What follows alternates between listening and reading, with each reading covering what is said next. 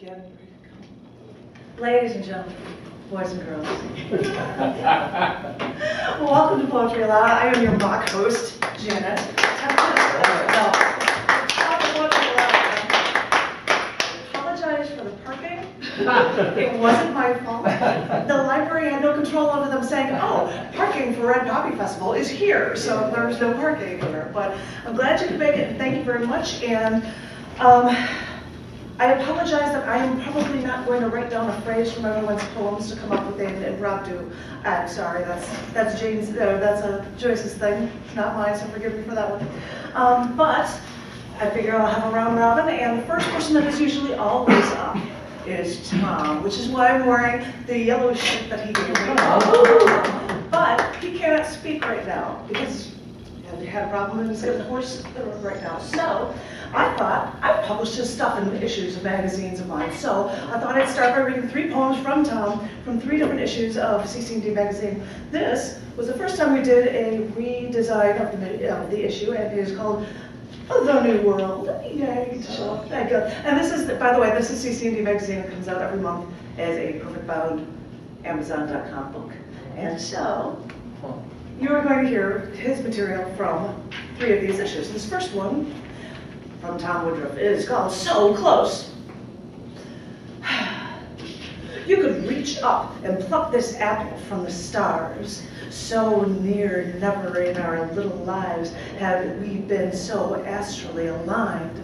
Since 1948, before our generational group memory, before text and tweets and meme and Instagram, before web and digital photograph and satellite dog, moon and orbit seemed illusion, ours, not one and only.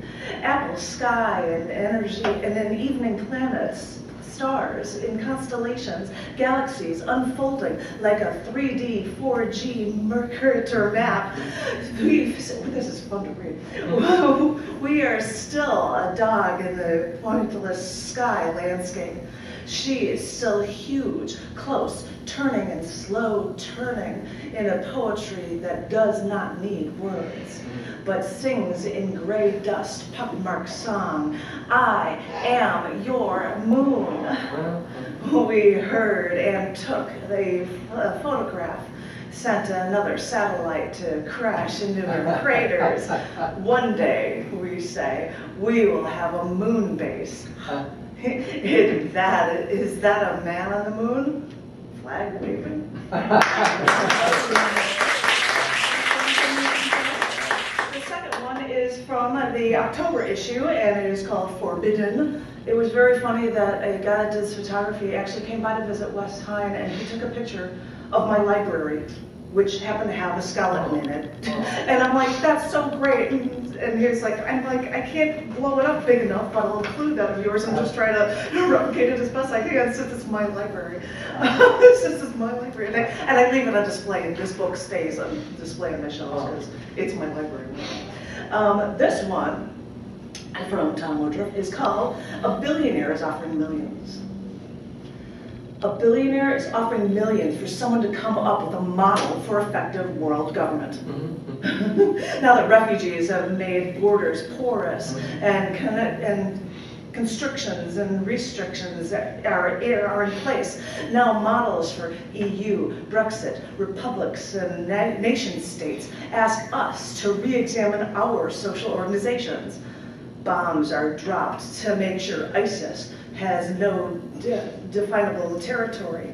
Same with Taliban and Al-Qaeda. Walls go up, insecurity comes in. Who are we but just pattern of migrating tribes over time? The scale of our circles and spirals is millennia. We settled down, but there were people here before us, and other circles and spirals long after.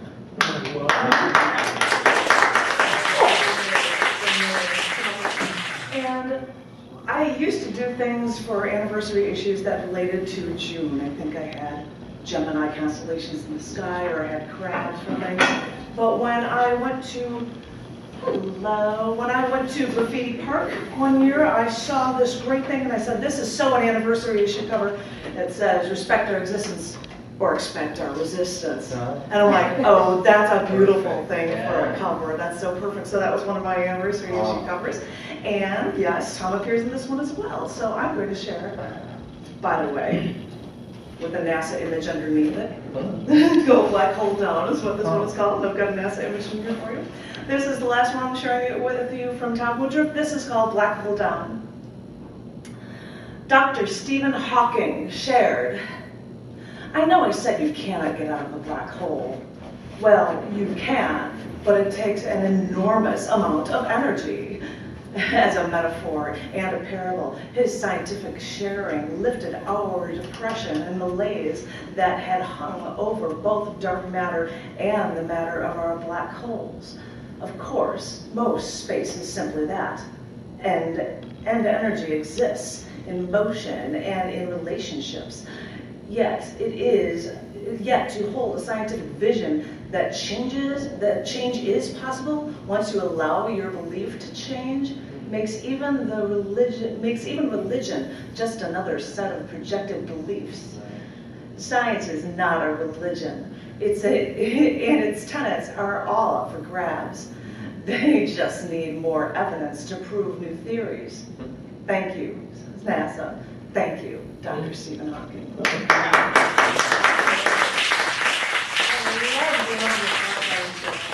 But it's just, I'm loving my own poems. I'm loving them, I'm loving them.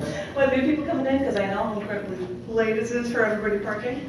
The first person I've got up on the list, I'm staring right at her. Just take a T off of my name. It's from Janet to Jane. Come on.